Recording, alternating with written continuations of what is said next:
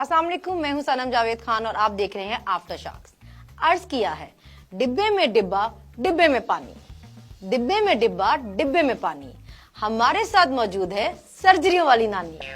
क्यों, सही कहा ना? देखा फिर कितना कमाल का तारुफ करवाया है मैंने आपका। बहुत शुक्रिया। आपको एक तस्वीर दिखाती हूँ, आपने बताना है ये क्या चीज है। प्रोड्यूसर साहब जरा फुल स्क्रीन तस्वीर तो दिखाए। जी, तस्वीर आपने देख ली, अब बताइए ये क्या है? मियाँ साहब का ये वतन है। वाकई सारा पैसा तो वहीं लेकर गए हैं।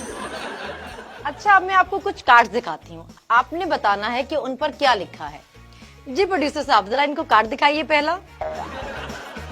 जी, तो बताएं क्या लिखा है? नवाज शरीफ का नाम लिखा है। मुझसे कोई पूछता तो मैं भी यही कहती। आप नवाज शरीफ साहब की बेटी हैं, इस बात से नवाज शरीफ की अपनी जात को कितना नुकसान पहुंचा? मैं समझती हूँ कि नवाज शरीफ साहब की जात से ज्यादा इसका नुकसान पाकिस्तान को पहुंचा है। अच्छा, नून लीग की हुकूमत का कैसे पता चलता है कि मुल्क में नून लीग की हुकूमत है? मुल्क जब तबाही की तरफ जाने लगता है, मईशत हचकोले खाने लगती है, सियासत खराब हो जाती है, मुल्क के हालात खराब हो जाते हैं। लेकिन इस बार मुल्क की हालत हद से ज्यादा खराब है, महंगाई नॉन स्टॉप बढ़ रही है, इसकी क्या वजह है? बात यह है कि अभी पीडीएम की हुकूमत है जिसमें मुस्लिम लीग नून भी शामिल है।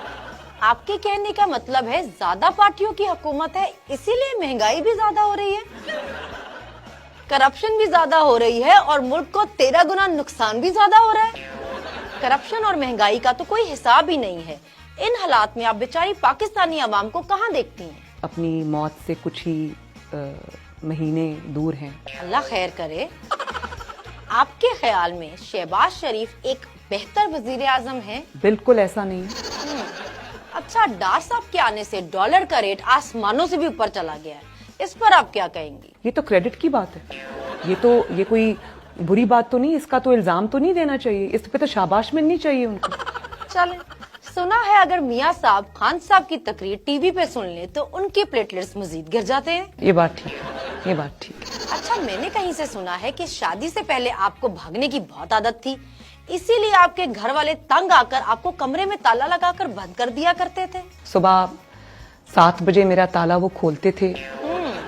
जब कैप्टन सफदर से आपकी शादी हुई तो सबने आपको क्या कहा? बीबी हौसला करें, बीबी हौसला करें। और अब सब कैप्टन सफदर को कहते होंगे, भाई साहब जरा हौसला रखो। मैंने सुना है कुछ दिन पहले कैप्टन सफदर साहब का जो बयान बहुत वायरल हुआ है, उस पर आपने सफदर साहब की फ्राई पैन से बड़े अच्छे तरीके से खिदमत की है, भला वो कैसे? उस फ्राइंग पैन को चूल्हे पे रख के गरम करके। क्या गरम करके? अच्छा, मैंने सुना है मियाँ साहब एक दफा लंदन में गुम भी हो गए थे, तो फिर क्या हुआ? तो मैं आवाजें देती रही पूरा दिन। करप्शन को इज्जत दो क्या है? कल भी हमारा नारा था, हर सियासी जमात का होना चाहिए, आज भी हमारा नारा है और कल भी हमारा यही नारा होगा। क्या बात है, आज तो सीधा सच ही बोल दिया है आपने। अच्छा, ये बताएं, कौम को लूटना आप कब बंद करेंगे? पहले तो ये सवाल हम पे लागू नहीं होता। लागू नहीं होता? अच्छा चलें, ठीक है, अगला सवाल सर्जरी पर है। बड़ा अच्छा आपने सवाल किया। सवाल तो अभी मैंने किया ही नहीं।